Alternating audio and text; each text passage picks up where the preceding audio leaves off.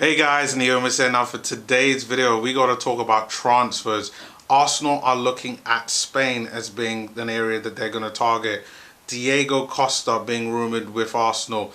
Joan Jordan currently at Sevilla being linked with Arsenal. As well as Riqui Puig from Barcelona also been linked with Arsenal. I'll be giving you my thoughts and views on that. But until then, please do remember to leave your comments below. Remember to continue to subscribe to the channel. It does help the channel out. Now, let's get started.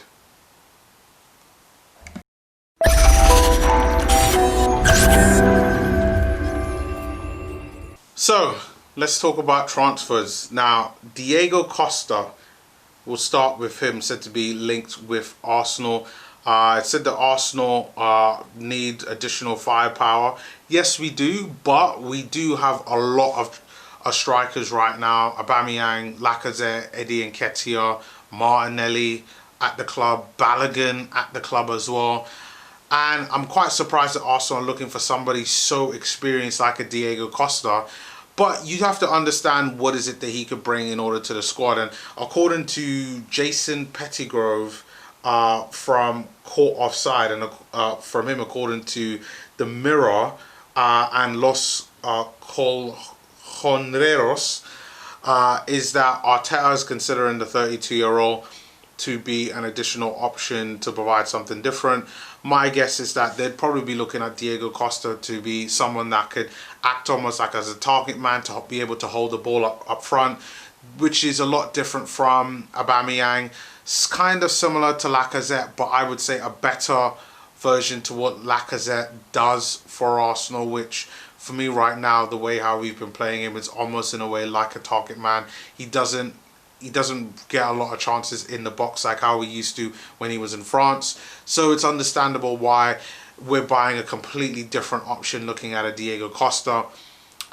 Now we got to ask ourselves, should we be really going after a 32-year-old whereby we've already just signed a 31-year-old to a new contract, and we've got another 30-year-old who's got 2 years left on his deal.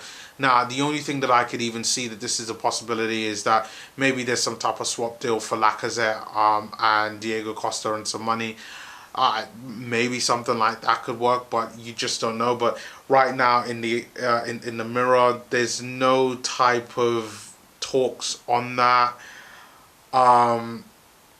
There's literally nothing. It's just saying that Arteta is interested in Diego Costa. So at the moment, take this with a grain of salt, but don't be surprised if something starts to pick up. Like, we do have to remember that Lacazette was actually rumoured with Atletico Madrid before he came to Arsenal.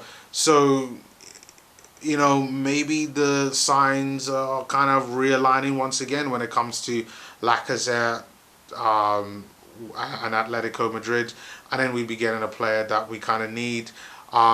Diego Costa is a bit of an arsehole, let's be really honest, but he is a good player. Not sure in terms of is he going to be capable of still scoring goals like how he was doing in the Premier League, but we just have to wait and see. I mean, we have to kind of hope and trust that Arteta and Edu and the scouting department know what they're doing. I know what we've seen over the past couple of weeks would show that they probably don't know what they're doing, but you know, let's see. I give them the benefit of the doubt when it comes to these types of news. So let's see what happens there with Diego Costa.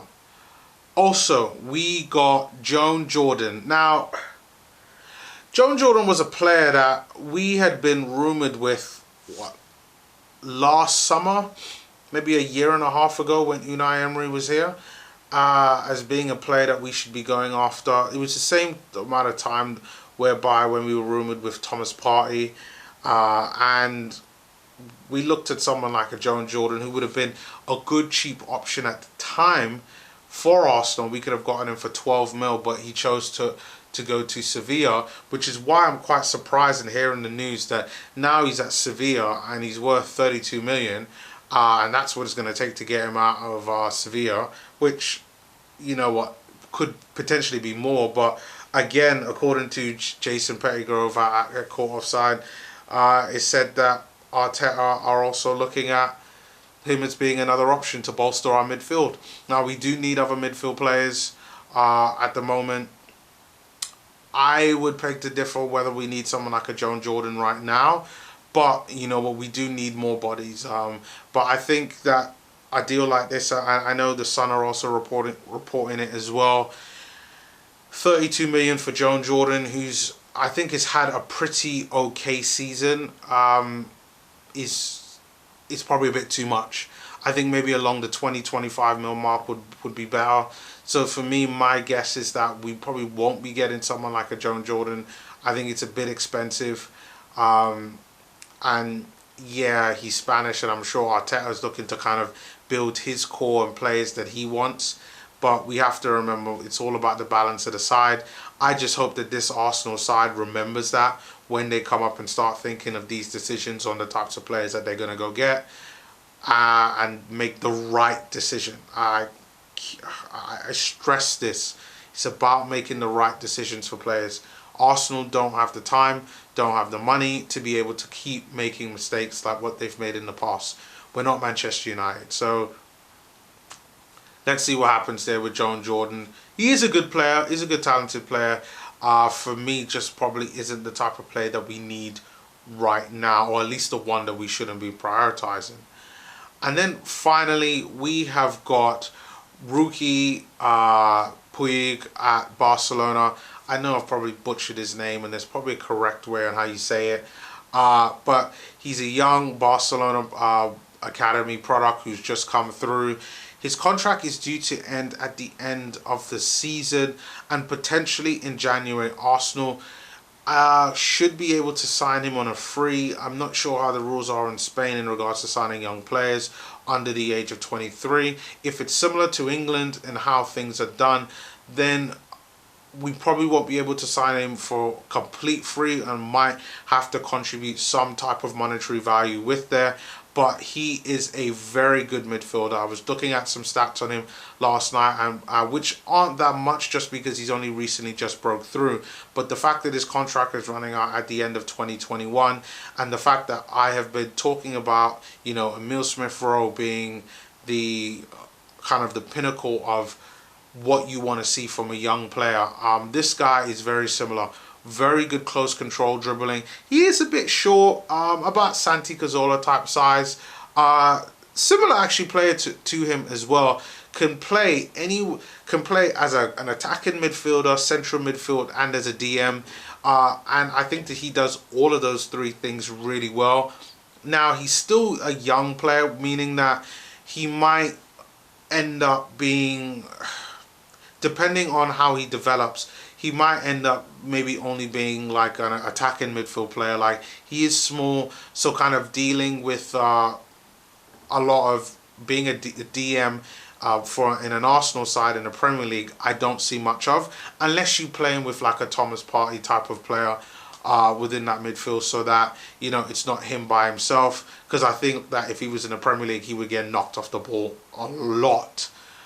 But he is a very talented player, very creative, can score goals, at least what he was doing in Barcelona B before he got promoted. Great passer of the ball, technically really, really good.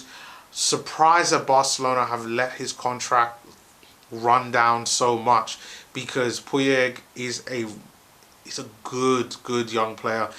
If he was in the Arsenal Academy, everybody would be talking about him and Smith-Rowe. So I think that this signing, out of all of the signings that I'm talking to you about, really, really makes sense to kind of go after overall. So I hope that they manage to get this signing done. If they can sign this guy on a free, off from kind of first team football, I think that'll be great as well. And, you know, he's probably going to be the cheaper deal out of the two when you think about any potential transfer fee as well as any potential wages as well. But I'll leave it up to you guys. If you haven't heard of him, do check him out. I'll put in some links below into the description of so you can check out some videos about Riqui Puig and let me know your thoughts on that. But guys, thank you once again for watching the video. Please do remember to continue to like the video, hit the thumbs up, and continue subscribing to the channel. It has helped the channel out massively. And I will see you later on this evening when I go and post my review of the game later on tonight against Brighton. But until then, I will see you all next time. Peace.